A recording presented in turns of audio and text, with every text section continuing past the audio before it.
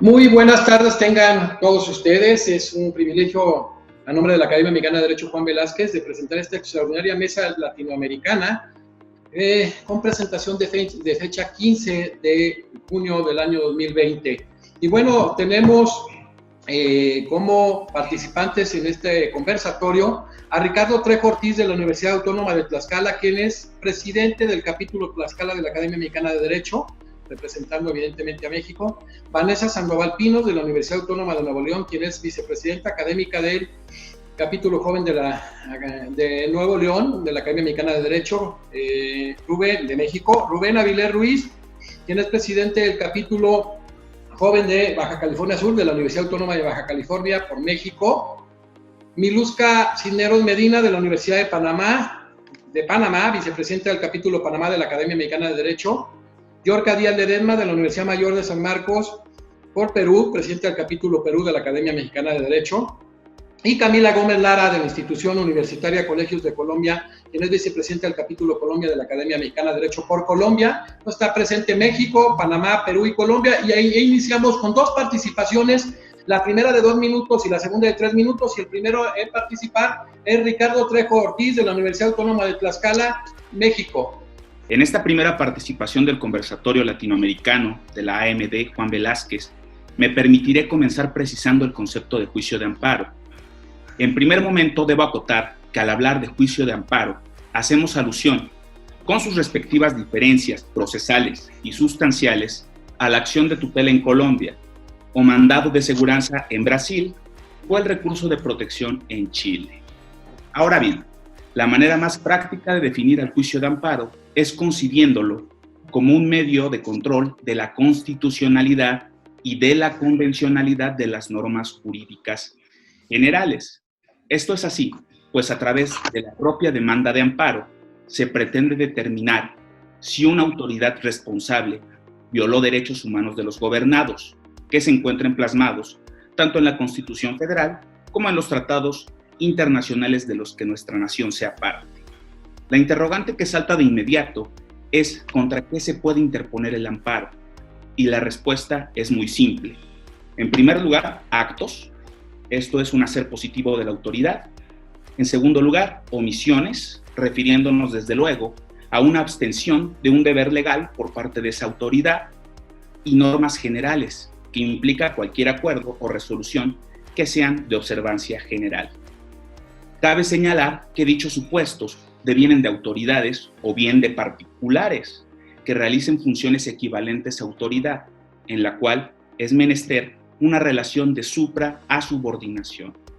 El juicio de amparo tiene como fines dejar sin efecto todos aquellos actos transgresores de derechos humanos y restituir al gobernado en el pleno goce de sus derechos fundamentales. Asimismo, impulsar a la autoridad para que realice el actuar solicitado cuando exista omisión y, por último, que a la entrada en vigor de una norma se dejen insubsistentes los actos o bien se inapliquen. Con esto termino mi primera intervención. Miluska Cisneros Medina de la Universidad de Panamá por Panamá. Pues en nuestra primera intervención nos gustaría hablar sobre un poquito de la evolución del amparo de garantías en Panamá.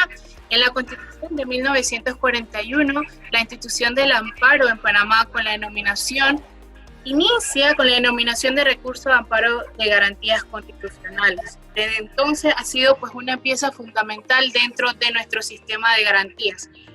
La redacción inicial se consagró dentro del amparo de garantías en el artículo 189. Dentro de esta evolución podemos dar el nombre o podemos mencionar que la paternidad del amparo de garantías pues la dio José Dolores Moscote, dando pues muchas razones y dentro de su evolución se incorporó gracias pues a los movimientos dentro de las reformas del amparo de garantías.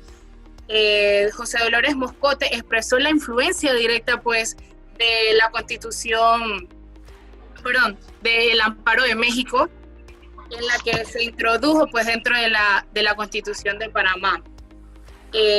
Pues dentro de nuestra evolución de la Constitución en el 46 pues se hicieron algunas modificaciones en las cuales se reemplazó la palabra Poder Judicial con los tribunales de justicia y la siguiente Constitución de 1946, pues se hizo la modificación del cambio en el artículo. Primero estaba dentro del título de las instituciones de garantía y después en el 46 pues se hace las modificaciones a los deberes y derechos individuales y sociales.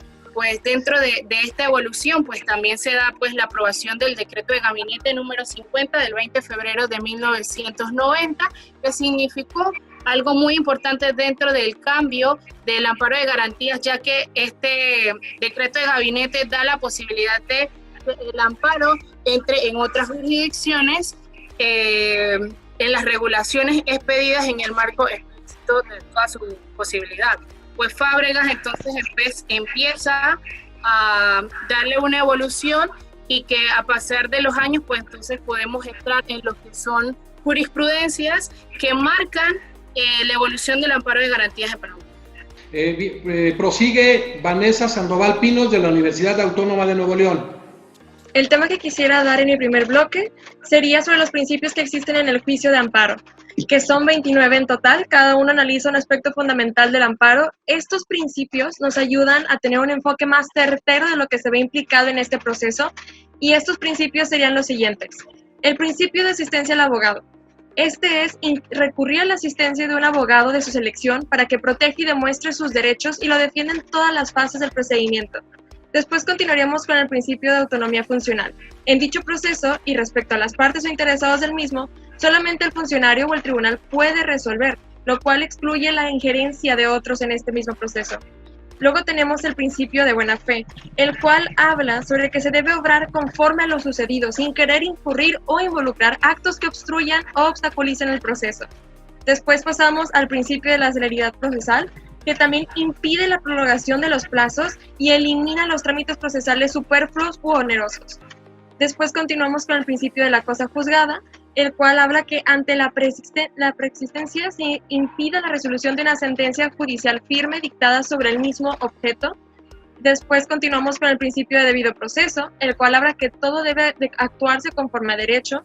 Después también tenemos el principio de derecho de la protección judicial, el cual habla sobre la potestad, capacidad y facultad que tiene toda persona para acudir ante una autoridad judicial competente para demandar que se preserve o restablezca una situación jurídica perturbada. Continuamos con el principio de favorabilidad, que habla sobre cómo los ciudadanos debemos de aplicar el derecho que más nos favorezca a nuestra situación. Luego tenemos el principio de gratuidad de la justicia, el cual asegura el acceso a todas las personas a obtener justicia en condiciones de igualdad. Además, tenemos el principio de habeas corpus, que obliga a toda persona detenida a serla presente en un plazo determinado que el juez de la instrucción pueda ordenar la libertad inmediata de aquel detenido. Esto sería todo por mi primer bloque.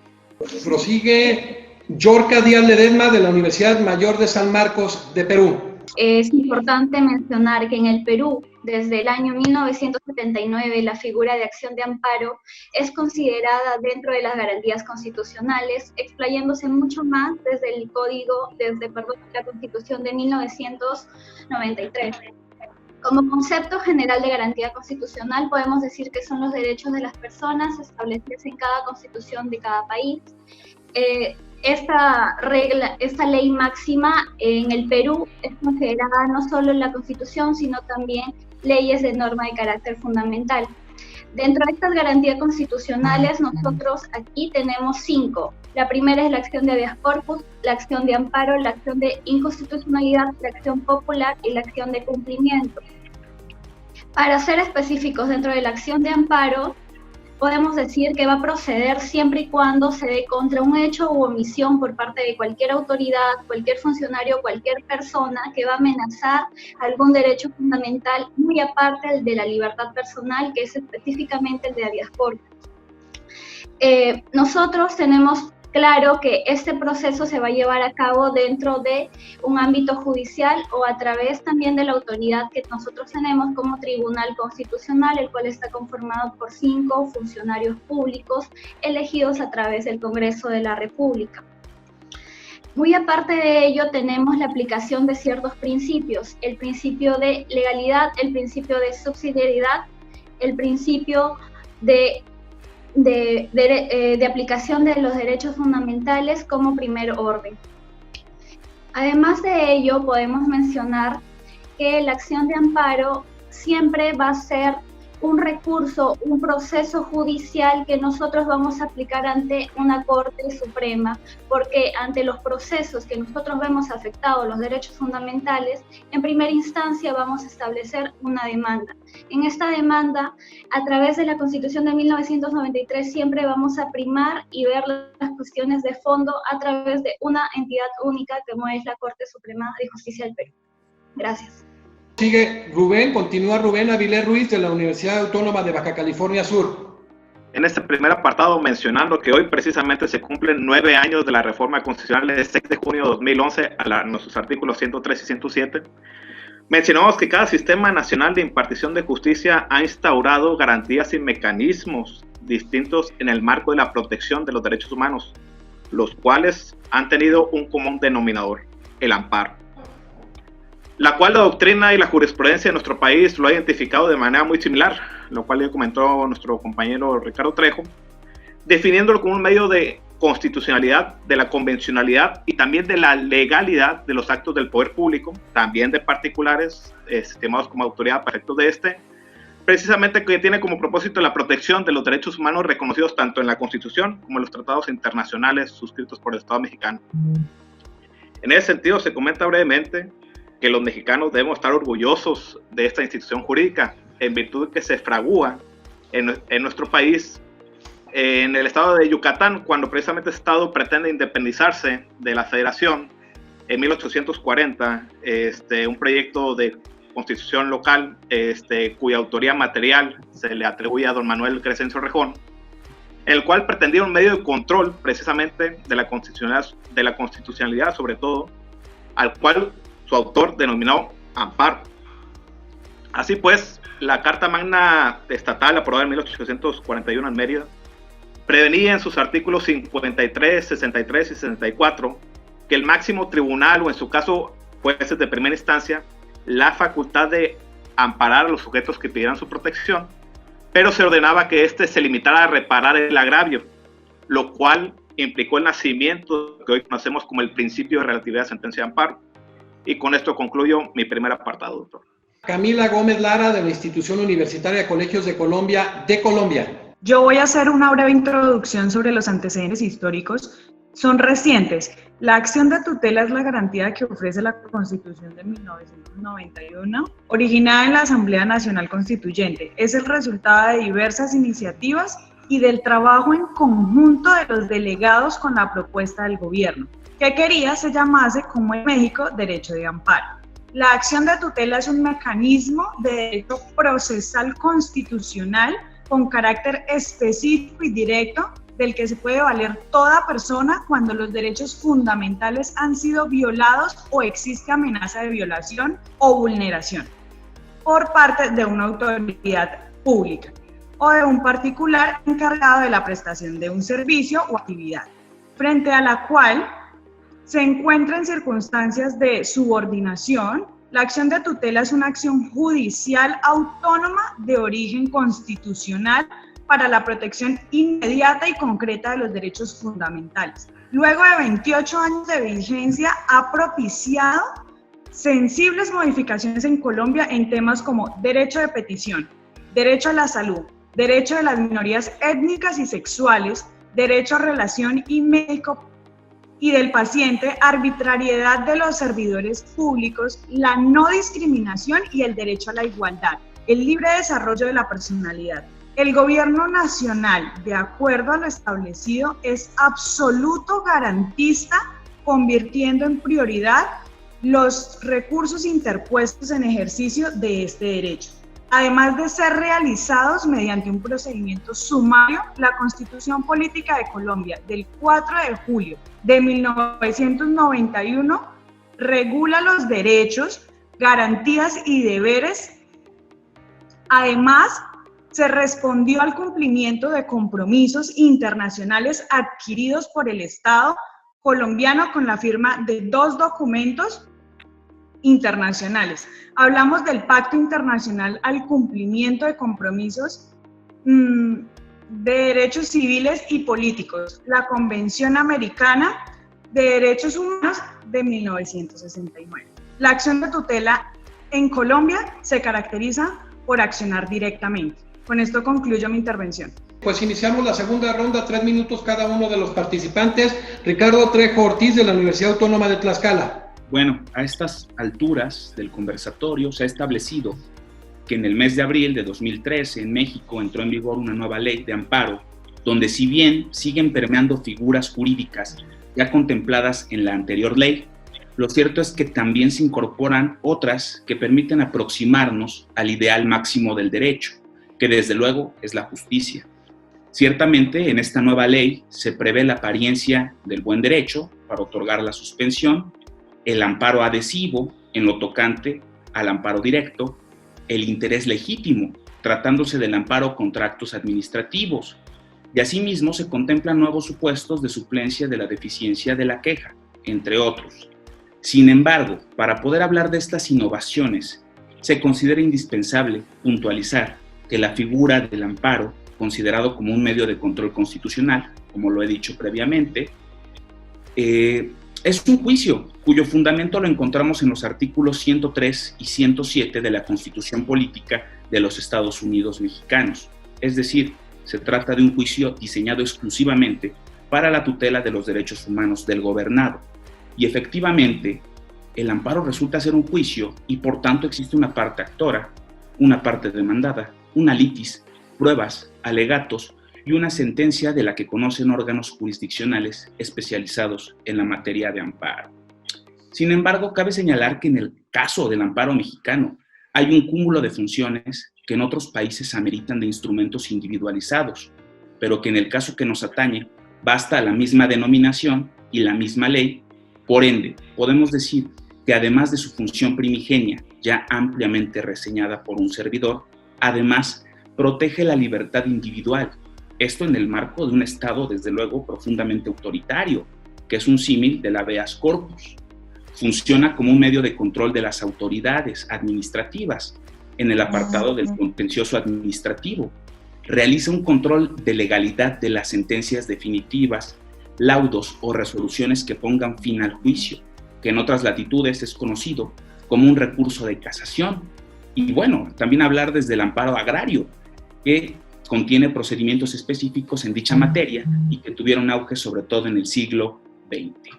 En este orden de ideas, concluyo que si el Estado de Derecho implica, entre otras cosas, que exista justicia, y en México el juicio de amparo es el medio por excelencia para proteger al gobernado de todo acto de autoridad que violente sus derechos fundamentales, con las reformas ahora mencionadas que pretenden perfeccionar a tal institución y con la multiplicidad de funciones aludidas, obvio es que bajo este esquema el amparo resulta ser un verdadero garante del Estado de Derecho constitucional en México.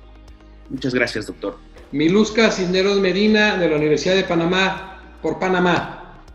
Sobre los rasgos del amparo a partir de la regulación legal, podemos dar en la primera observación de que se introdujo en la sala quinta la ley 32 de 1999 y nuevamente se dio una expedición de la ley 40 de 1999 hasta el 2010 que estuvieron vigentes, ¿no? La regulación legal ha restringido la utilización más del amparo en las limitaciones señaladas por la Constitución Política. Ya comentamos originalmente que en el Código Judicial del 86 pues, se estableció pues, que la acción de amparo no procede pues, contra las decisiones jurisdiccionales. Luego de esto, tomando en cuenta el decreto de gabinete número 50 del 20 de febrero de 1999, entonces empieza a iniciarse pues, sesiones ordinarias dentro de la Asamblea para que el decreto expedido el 20 de diciembre del 89 y el 1 de marzo del 90 se le dé reconocimiento por fuerza de la ley. La acción de amparo contra las resoluciones se autoriza legalmente pues, en diferentes artículos, en diferentes aspectos que se dan en el artículo 2615 dentro de nuestro Código Judicial. Un poquito de las características de la regulación es que en la reforma del 2004 de nuestra Constitución Política, pues se ha consagrado jurisdiccionalmente el carácter programático del artículo 17 pues, de nuestra Constitución, y que se consagran las obligaciones de las autoridades en proteger la vida, la honra y los bienes nacionales y de los extranjeros, las obligaciones de asegurar efectivamente los deberes y derechos de las obligaciones a cumplir y hacer cumplir la Constitución de la ley. Pues nuestra reforma del 2004 en el artículo 17 admite pues las interpretaciones jurisdiccionales de la Corte y pone en ponencia los aspectos de las garantías constitucionales. Esto pues le abarca y le da pues una mayor amplitud al amparo de garantías pues dentro de nuestro país. Y dentro de las peculiaridades del desarrollo jurisdiccional del amparo de garantía, pues en Panamá podemos hablar de la adaptación pues de los compromisos internacionales en materia de derechos humanos, de que las vías de las garantías constitucionales puedan darse y expedirse en la configuración de nuestra Constitución. Fue un caso evidente y notable en los recursos de amparos de garantías, pues dentro de la Convención Americana de los Derechos Humanos, la cual en su artículo 25 nos mencionaba sobre la protección jurisdiccional, y que pues Panamá acata y comienza a establecer pues todas estas garantías para que el amparo sea de mayor eficacia. Vanessa Sandoval Pinos, de la Universidad Autónoma de Nuevo León. Continuando los principios, en el principio de igualdad se nos reconoce a todos como iguales ante la ley. En el principio de imparcialidad del juez implica que el juez no deberá de tener ningún favoritismo con ninguna de las partes. En el principio de impugnación, las partes del proceso pueden pedir la revisión de resoluciones judiciales dictadas pretendiendo su modificación o anulación. En el principio de independencia judicial se evita la injerencia política en asuntos judiciales. En el principio de juez natural se indica que un juez debe de ser independiente, imparcial y que juzgue conforme a la ley. En el principio de doble instancia se habla de la posibilidad de acudir ante un juez, normalmente un superior jerárquico, y para que éste revise la sentencia condenatoria o desfavorable que ha sucedido en el proceso. En el principio de libre acceso a la administración de justicia se permite que la gente pueda ser escuchada. En el principio de no reformatio imperius, significa que ningún actor que impugne una sentencia puede quedar firme. Si ningún actor la impugna, no puede quedar firme. En el principio de non bis idem, habla que una persona no puede ser juzgada 2 veces por la misma causa. En el principio de presunción de inocencia se dice que la persona es inocente hasta que se pruebe lo contrario. En el principio de prevalencia de los tratados internacionales se habla de la aplicación de estos y cómo debe ser considerado en juicio. En el principio de prelevancia de interés general habla de la protección de numerosos valores relacionados con los intereses particulares de las partes. En el principio de primacía de los derechos inalienables se nos protegen nuestros derechos que nos son otorgados al nacer. El principio de prohibición a la autocriminación significa que el imputado no puede ser obligado a declarar contra sí mismo ni a declararse culpable. Y en el principio de publicidad habla que todos los juicios deben de ser públicos. Y en el principio de supremacía de prevalencia constitucional habla de cómo la Constitución, que es nuestra ley suprema, es lo más óptimo en todos nuestros juicios, es la ley única. Además de esto, ¿por qué quise hablar de todos estos principios? Todos estos principios son la base y es lo que compone nuestro juicio de amparo. Cada uno describe lo que se debe de tener, lo que se debe de hacer y a qué tenemos derecho nosotros. Entonces, creo yo que es de suma importancia conocer todos estos principios, aunque pueda ser un poco apresurado en estos 2 o 3 minutos, pero siempre y cuando nos quede en claro lo que nosotros tenemos como derecho y lo que podemos impugnar en un juicio de amparo. Además de esto, yo creo relevante que tengamos siempre en cuenta que estos principios pueden ser ajustados mediante cada situación, ya que no todos los juicios de amparo son iguales. Entonces, con base a estos principios, que pueden ser considerados como nosotros tenemos en cuenta los principios generales del derecho, están ahí para cuando los necesitemos, pero ya será en nosotros utilizarlos cuando lo creamos conveniente y si la situación se da para ello. Muchas gracias por su atención y este sería el fin de mi segundo bloque. Georgia Díaz Ledesma, de la Universidad Mayor de San Marcos, de Perú. A continuación voy a mencionarles sobre el Código Procesal Constitucional Peruano, el cual fue aprobado mediante la Ley 28.23.7 a partir del 31 de enero del 2004. Este Código Procesal Constitucional cuenta con 13 títulos, además del título preliminar, donde indica claramente que el fin esencial de los procesos constitucionales va a ser garantizar la primacía de la Constitución y la vigencia efectiva de los derechos constitucionales, en gravitante con un rol protagónico que va a ser ejercido por el Tribunal Constitucional y el Poder Judicial. Estos van a ser los órganos competentes para conocer los procesos constitucionales según la normativa regulatoria del procedimiento establecido para cada uno de ellos. Ahora bien, mencionando claramente que el proceso de amparo va a abarcar los derechos protegidos, los derechos no protegidos y el procedimiento. ¿A qué me refiero con esto? A una legitimación, a una representación procesal que siempre va a procurar el debido proceso. El debido proceso respecto a qué? Al inicio de una demanda con base jurídica y sobre todo con la protección de los derechos fundamentales. Ahora bien, respecto al plazo de interposición de la demanda, el agotamiento de las vías previas, las excepciones del agotamiento de otras vías, la improcedencia, la inadmisibilidad, improcedencia de reconvención, etcétera, son factores que son altamente observados por las personas que han podido redactar este Código Procesal Constitucional. Para ser específicos, se encuentra en el artículo 37 y 38 de este referido código. Nosotros también es claro recalcar que el proceso constitucional de amparo, así como los demás procesos constitucionales con los cuales cuenta el Perú, va a ser claramente identificado a través de la Constitución Política del Perú de 1993. Estos van a abarcar dos tipos de factores o etapas, por así decirlo. Una etapa de iniciativa académica, esto es, con un grupo de personas que elaboraron un anteproyecto para este mismo código, el cual, si bien es cierto, desde el año de 1979 ya tenía bases para la protección de ese derecho fundamental, aparte el de la libertad individual que lo regula otra garantía constitucional. En una segunda etapa, esta legislativa se fue obviamente modificada después de una etapa política importante, el cual fue un golpe de Estado a nuestro presidente. Es a partir de ello que nosotros consideramos que la protección de derechos fundamentales, muy aparte de la libertad, va a tener un rango de ley a través de la protección de la norma constitucional. Gracias. Rubén Avilés Ruiz, de la Universidad Autónoma de Baja California Sur, por México.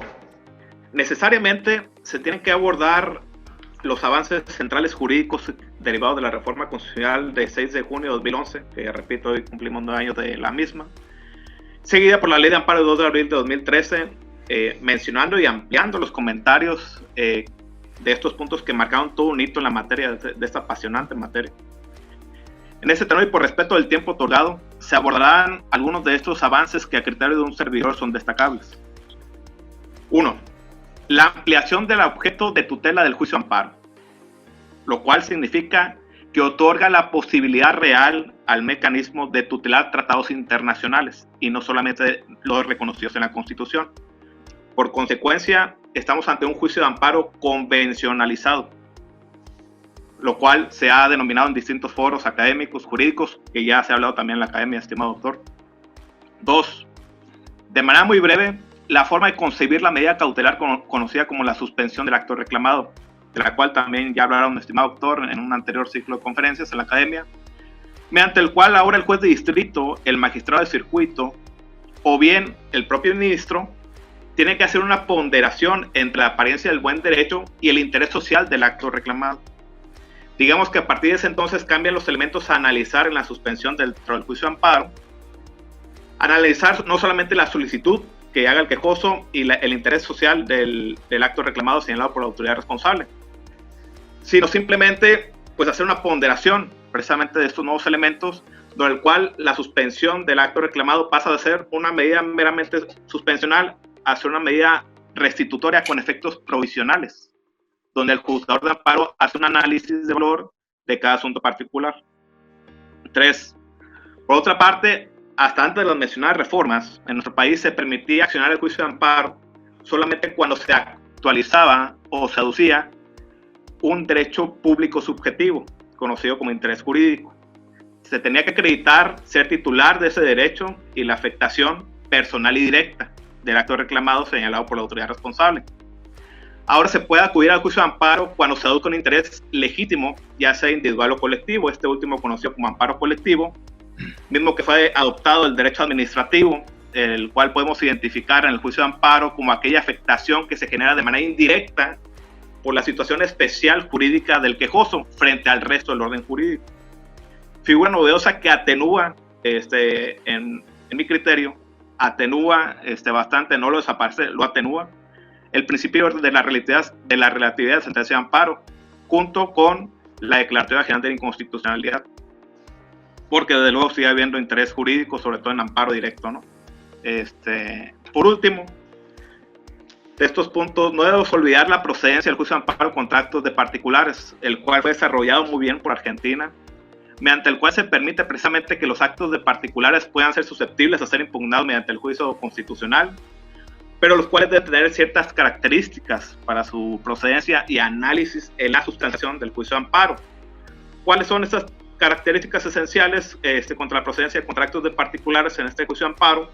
Pues podemos identificarlas. Uno, actos equivalentes precisamente a los de autoridad. ¿Esto qué significa? Que los cuales que modifiquen, creen o extinguen situaciones jurídicas en forma unilateral por parte de ese particular. Dos, que afecten derechos en los términos de la misma disposición. Y tres, cuyas funciones estén determinadas por una norma general. Concluye, doctor. Perfecto, excelente. Camila Gómez Lara, de la Institución Universitaria Colegios de Colombia por Colombia. Lo que caracteriza y los efectos que ha tenido la acción de tutela en Colombia. La acción de tutela se ha caracterizado por no requerir un abogado, pero si la persona desea hacerlo a través de un abogado, lo puede hacer. Es una acción real donde actúa un juez poderoso con una inversión de las reglas usuales de procedimiento. Es una acción informal que hace el derecho constitucional a un derecho común. Los efectos de la sentencia de la acción de tutela en Colombia son definitivos, salvo que se utilice como un mecanismo transitorio para evitar un perjuicio. Permanecerá vigente solo durante el término que la autoridad judicial competente utilice para decidir de fondo sobre la acción instaurada por el afectado. En este último caso deberá ejercer la acción un término máximo de 4 meses a partir del fallo de la tutela, antes de que se cesen los efectos de este, sin perjuicio de que pueda ejercerse conjuntamente con la acción de nulidad y de las demás procedentes ante la jurisdicción de lo contencioso administrativo. Las causales de improcedencia de la acción de tutela protege el derecho a la libertad personal, defiende los derechos colectivos y del ambiente cuando sea evidente que la violación del derecho origina un daño consumado, salvo cuando contiene la acción u omisión violatoria del derecho, como se evidencia en la sentencia 1090 del 2005, donde la magistrada Clara Inés Vargas Hernández señala y habla sobre los actos de carácter general, impersonal y abstracto. En Colombia se ha dado un proceso de fundamentalización de los derechos sociales y económicos en el que la Corte Constitucional, a través de su jurisprudencia, protege derechos sociales de rango constitucional, fundamentándose en su conexidad con los derechos fundamentales, sobre todo denominados como la dignidad humana o el mínimo vital, protegiendo a la postre de esta forma el contenido básico de algunos derechos económicos y sociales, y creando un medio idóneo para el logro de la igualdad sustancial o real y efectiva de derechos. El derecho a la salud, la seguridad social o la remuneración mínima vital y móvil, la efectividad de otros derechos de fundamentalización, como las libertades civiles y políticas, dan buena muestra de ello. De igual forma, y siguiendo también las reglas de la conexidad, la Corte Constitucional también ha extendido por vía jurisprudencial los alcances de la acción de tutela a otros derechos constitucionales como los colectivos y del medio ambiente. En conclusión, la acción de tutela es el mecanismo más importante consagrado por la Constitución de 1991. En materia de defensa de los derechos fundamentales, esto resulta evidenciado al observar que, por ejemplo, desde el año 2015, en Colombia registra un promedio de 610.000 acciones de tutela anuales, señalando la frase del exmagistrado de la Corte Constitucional, Manuel José Cepeda: la tutela se convirtió en un puente entre la realidad y la Constitución que va más allá de un mecanismo jurídico para convertirse en una fuente material de goce efectivo de derechos. Con esto finalizo mi intervención. De una mesa extraordinaria, ajustado en cuestión de conocimientos y tiempos. Podemos resumir que Ricardo Trejo abordó muchos temas importantes. En primero, él abordó en el sentido de que el amparo está actualmente en el mundo entero, con diferentes denominaciones: la acción de tutela en Colombia, el recurso de protección en Chile, la acción de protección en Ecuador, el mandamiento de seguridad en Brasil, que en México es omnicomprensivo. Yo en lo personal me ha gustado mucho lo que se ha desarrollado en América Latina para aspectos de perfeccionar los procesos constitucionales, el que haya un habeas corpus y el habeas data. El tema, pues, de que en América Latina, pues, esta nueva ley de amparo, esta nueva evolución que se dio con el constitucionalismo en México a partir del 6 de junio exactamente, de hace 9 años, pues se abordó a generar una actualización del proceso y juicio de amparo. Vanessa abordó los principios del juicio de amparo, cómo se han extendido, cómo se han ampliado con la reforma constitucional y la nueva ley de amparo, pero también con lo que refiere al artículo 25.1 de la Convención Americana de Derechos Humanos. No debiendo dejar de recordar que tenemos principios relativos a la acción, al proceso y a la sentencia. A la acción, instancia de parte agraviada, existencia personal y directa del agravio y principio de definitividad. Relativos al proceso de prosecución judicial y los relativos a la sentencia. Relatividad de las sentencias, el principio de estricto derecho, que se supone que es la regla y debe ir cambiando, y la suplencia de la queja.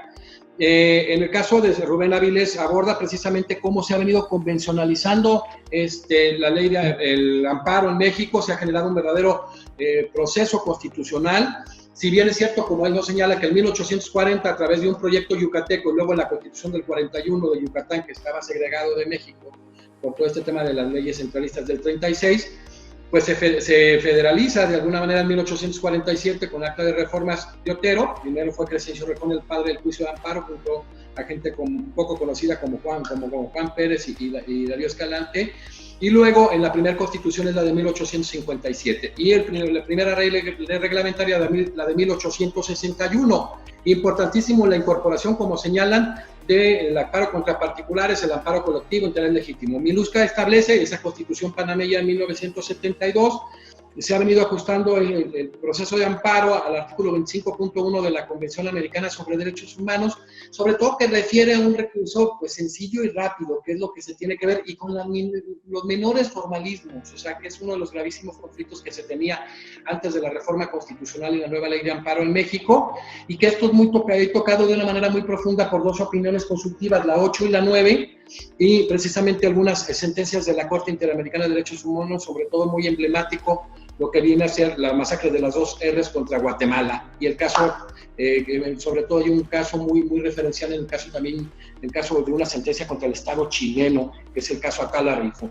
Yorka Díaz Ledesma, de la Universidad Mayor de San Marcos, pues hace una verdadera acotación sobre lo que se ha venido creando. Tenían una constitución en 1979 del Perú extraordinaria, viene una nueva constitución en el 93, ellos hablaban de el bloque de constitucionalidad y convencionalidad, como los tratados internacionales estaban a nivel constitucional, no como el caso argentino, que en su artículo 75 en la Constitución de 1853 ya establecía específicamente 11 tratados, que se ha ampliado a 14, pero sí con una gran profundidad.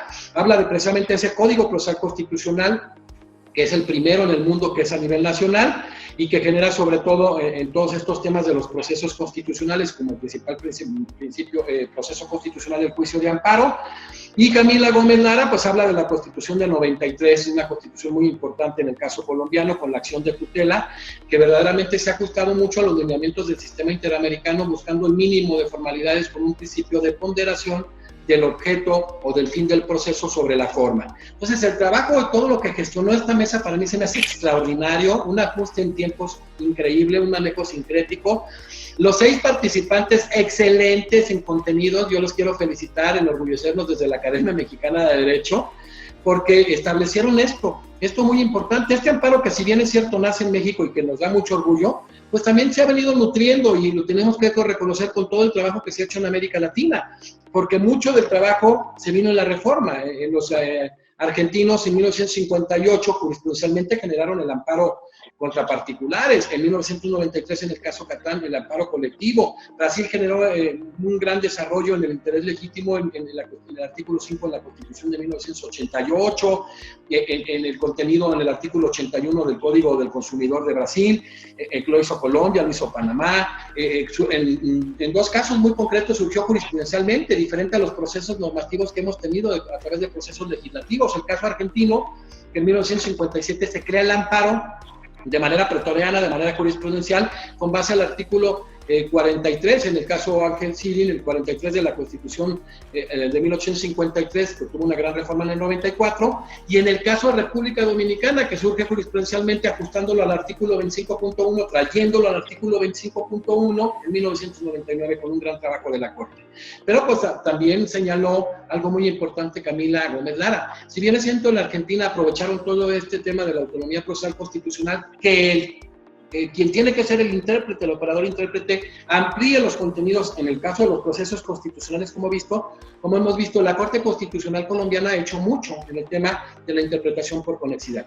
No existía el derecho precisamente a la salud y generado, y a través del desarrollo pretoriano se vinculó, se conectó con el derecho a la vida y se estableció como un derecho constitucional. Entonces, todo esto que ha surgido nos lleva a entender cómo a través de el amparo que se crea en México, que por primera vez se toma, el primer país que lo toma fue Guatemala en 1879, el primer país sudamericano fue en el caso concreto del mandamiento de seguridad brasileño en 1934, y en Europa en 1931 en la Constitución española, a través de un gran mexicano exiliado, ¿sí? Rodolfo Reyes Ochoa, que generó este maravilloso mecanismo de protección en Europa y que trabajó con Luis Recasens, lo que era con otros muchos juristas españoles, el Tribunal Constitucional Español, que luego fue la base para el primer Tribunal Constitucional en América Latina, que fue el cubano, de garantías sociales. Pues nos encontramos nosotros con cosas muy importantes, que no somos únicos, que tenemos que aprender unos de otros, que podemos observar que se creó aquí, pero luego nosotros trajimos de América Latina algunas cosas para actualizar, que decía, por ejemplo, Ricardo, que tenemos un amparo omnicomprensivo, pero hay que ver cómo ha funcionado el habeas corpus, que surgió normativamente y que, por ejemplo, en el caso peruano ha crecido muchísimo a través de la jurisprudencia, y que nos tenemos que complementar con estos ejercicios, que uno podemos dar una cosa, en cualquier institución otro podemos generar otra cosa, y a través de estos ejercicios con abogados jóvenes y estudiantes muy brillantes de toda América Latina y ahora en otras mesas de Iberoamérica y posteriormente América, Europa, pues nos estamos encontrando que ustedes se están convirtiendo en unos jóvenes referentes, y así vamos a continuar trabajando. Quiero felicitar a Ricardo Trejo Ortiz de la Universidad Autónoma de Tlaxcala, quiero felicitar a Miluzca Cisneros Medina de la Universidad de Panamá, a Vanessa Sandoval Pinos de la Universidad Autónoma de Nuevo León de México, a Yorka Díaz Ledesma de la Universidad Mayor de San Marcos de Perú, a Rubén Avilés Ruiz de la Universidad Autónoma de Baja California Sur de México, a Camila Gómez Lara de la Institución Universitaria Colegios de Colombia, es decir, jóvenes estudiantes de 3 muy prestigiadas universidades de México, que son la Autónoma de Tlaxcala, la Autónoma de Nuevo León y la Autónoma de Baja California Sur, y a 3 muy talentosas jóvenes estudiantes y juristas de Sudamérica Latina, como son Miluzca Cisneros, que son de la Autónoma de la Universidad de Panamá, son de la Universidad Mayor de San Marcos y de la Institución Universitaria Colegios de Colombia, es decir, Panamá, Perú y Colombia, que generaron una mesa extraordinaria con un ajuste materialmente perfecto en tiempos y con un gran desarrollo en contenidos. Hoy no nos queda más que decir que este ejercicio que hicimos hoy nos llevó a generar grandes contenidos de lo que se ha hecho, y entonces el siguiente ejercicio va a ser ¿qué vamos a proponer con este intercambio de derecho comparado en nuestros países para hacer un ajuste materialmente perfecto de nuestro juicio de amparo, de nuestra acción de tutela, de nuestro recurso de protección, de nuestra acción de protección, de nuestro mandamiento de seguridad, que nos lleve a nosotros, con las nuevas generaciones, a generar este aspecto del estudio, del análisis, pero ahora vamos hacia la siguiente etapa, a generar propuestas. Entonces, vamos a despedirnos, esta mesa dio tiempo para ello. Ricardo Trejo, pues nada más la despedida breve. Ricardo Trejo Ortiz, de la Universidad Autónoma de Tlaxcala, presidente del capítulo Tlaxcala de la Academia Mexicana de Derecho. Muchas gracias, doctor, por esta increíble oportunidad en la que no solo pude expresar algunos puntos de vista, sino que también pude escuchar valiosos aspectos de lo que comprenden en otros países y en otras ciudades sobre este pues llamado juicio de amparo, ¿no? Les agradezco a todos y muchas felicidades por su extraordinaria participación. ¿Cómo se despide? ¿Cómo te despides, Miluska Cisneros Medina, de la Universidad de Panamá, vicepresidenta del capítulo Panamá de la Academia Mexicana de Derecho, Juan Velázquez? Bueno, muchas gracias a todos por esta participación el día de hoy. Me siento muy contenta por escuchar a todos nuestros compañeros latinoamericanos con una intervención impecable y excelente. Todas sus intervenciones me encantaron. Y pues muchas gracias a ustedes, doctor José, por esta participación y por esta oportunidad. Juan Ricardo, ya tiene mucha experiencia, ve los conocimientos tan vastos que tienes tú, Miluska, y ahora el temple que se te dio en este conversatorio. Te felicito, extraordinaria. Vanessa Sandoval Pinos, de la Universidad Autónoma de Nuevo León, vicepresidenta académica del capítulo Nuevo León por México. Felicidades por tu participación. Abriste pues este tema de todos Muchísimas gracias. Que surgen, ¿no? Porque abordaste los primeros, los que son relativos a la acción, al proceso, a la sentencia, pero surgen muchos principios que no se han estudiado, carácter efectivo de la norma, la dirección judicial del proceso, un sinnúmero de elementos y de principios que surgen al juicio de amparo que poco se han estudiado. Te felicito. ¿Y qué opinas de esta participación? Muchas gracias, doctor, y muchas gracias por dejarme compartir con todos mis compañeros este conversatorio, por darme la oportunidad de poder exponer junto con tan distinguidas personalidades, y muchas gracias por darnos este lugar donde nosotros podemos unirnos como hermanos latinoamericanos y exponer nuestros conocimientos respecto al derecho. Muchas gracias, doctor. Y qué padre, porque tú ya eras una niña que corrías mucho, tenías mucha inquietud y ahora estás tomando tu ritmo. Rubén Avilés Ruiz, de la Universidad Autónoma de Baja California Sur por México, presidente del capítulo joven de Baja California Sur de nuestra academia.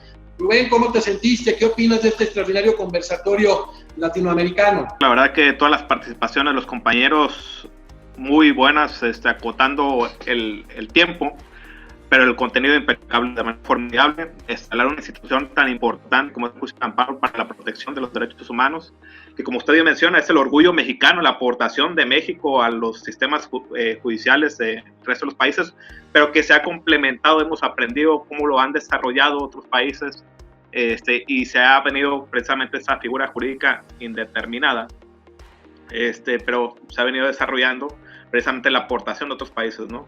Entonces, la verdad que agradecer la oportunidad y precisamente la oportunidad de converger con los compañeros de Latinoamérica, sobre todo para aprender cómo se ha desarrollado en sus países esta importante institución jurídica. Cerramos con Camila Gómez Lara, de la Institución Universitaria Colegios de Colombia por Colombia, quien es vicepresidenta del capítulo Colombia. También una extraordinaria participación donde nos señalaste todo lo que ha surgido con la acción de tutela, el trabajo, precisamente las causas de improcedencia que tú hiciste también mención, omitimos en este resumen, que el tema de la admisibilidad, para que el amparo también no termine haciéndose inconvencional por el abuso del juicio de amparo, que a veces nos falta generar esa cultura de la legalidad, y que es muy importante que establezcamos específicamente cuándo debe de admitirse este juicio y no se abuse y se rompa con el principio de razonabilidad. Y el trabajo de la Corte Constitucional Colombiana. Muchas felicidades, Camila. ¿Cómo te sentiste en este conversatorio? Doctor, solamente tengo palabras de agradecimiento con mis compañeros y contigo que ha dado este proceso. Ha sido una experiencia demasiado importante y creo que para mí es una oportunidad grandísima poder mostrarles un poquito del ámbito jurídico de Colombia y de todo lo que de una u otra forma se va a batallar para lograr la protección de nuestros derechos. Y de verdad agradezco infinitamente a todos mis compañeros por haber expuesto un poquito también de su país, y creo que los latinoamericanos podemos lograr cambios impresionantes y poder trabajar de un país mejor día a día. Perfecto, y ahora ya tenemos también con nosotros a Yorka Díaz Ledesma, de la Universidad Mayor de San Marcos, presidenta del Perú, presidente del capítulo Perú de la Academia, y que nos habló muy profundamente de todo lo que representa y lo que ha evolucionado precisamente el amparo en el Perú, pero como la coexistencia del habeas corpus, y que a final de cuentas este Código Procesal Constitucional, el primero a nivel nacional, generado sobre todo por un gran equipo encabezado por Domingo García Belaunde, con gente como Gerardo Eto Cruz, con gente como José Palomino Manchego, muchos constitucionalistas y procesalistas históricos del Perú. Entonces, felicidades por tu participación, Yorka, extraordinaria, como todos los demás participantes, una mesa que se ajustó a los tiempos de manera impecable y a los contenidos de manera increíble. Felicidades, Yorka Díaz, ¿cómo te despides de tus compañeros, de toda la gente que te está viendo en parte de Europa y en América Latina? Gracias por el pase, doctor. Bueno, en primer lugar, agradecer la oportunidad para poder contribuir y aprender un poco más con ustedes sobre el derecho constitucional a nivel interamericano, por así decirlo. Por mi parte, cuentan conmigo, voy a seguir trabajando para poder compartir de manera sintética algunos conocimientos de mi país. Pronto nos veremos en otra nueva oportunidad. Gracias. Voy avanzando ya para cerrar. Se van a estar generando estas 4 mesas de amparo, de sistema penal acusatorio adversarial, de derecho constitucional y derechos humanos, y lo vamos a estar instituyendo cada año. Vamos a generar una competencia anual que se va a instituir por la Academia. Primeros grupos que me vienen emergiendo, los 8 grupos que van a salir al aire durante estos 2 meses, que son estudiantes sobresalientes de toda América Latina y España, y vamos a incluir después algunos de partes más de Europa, de Alemania, de Italia y de Francia, y la idea es, que estos jóvenes que están conociendo van a encabezar no nada más estos conversatorios y después las competencias que se van a hacer a nivel Europa, América, sino que vamos a generar un análisis de derecho comparado para ver qué ha funcionado muy profundamente en cada uno de nuestros países y qué no. Y en ese gran ejercicio, pues hoy vieron participantes de Panamá, de Perú, de Colombia y de México, pero va a haber participantes de España y de toda América Latina. Y eso va a implicar este estudio profundo. Lo siguiente es un artículo que vamos a pulir con todos los participantes en cada mesa, que se va a publicar en revistas nacionales, o sea, en México y a nivel internacional. Hay el compromiso para hacerlo. Ese es el primer premio que tienen los participantes.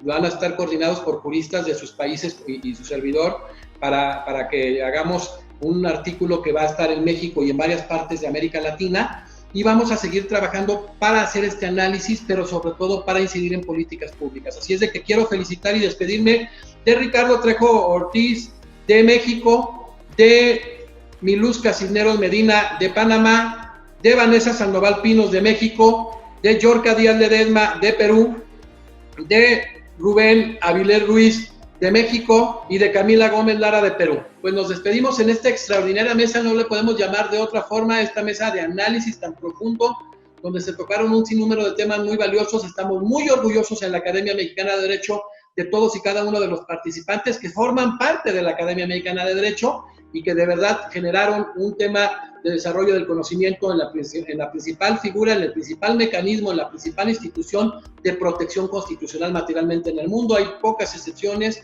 digamos que el caso de Cuba, que lo habíamos platicado, el caso italiano, hablamos con Alfonso Schelotto, que es uno de los grandes constitucionalistas y estudiosos del derecho procesal constitucional, que no aparece la figura, pero en América Latina, en el grueso, aparece, y en partes de Europa. Así es de que muchas felicidades a todos ustedes, y una mesa fuera de serie vamos a cerrar hoy. Nos despedimos.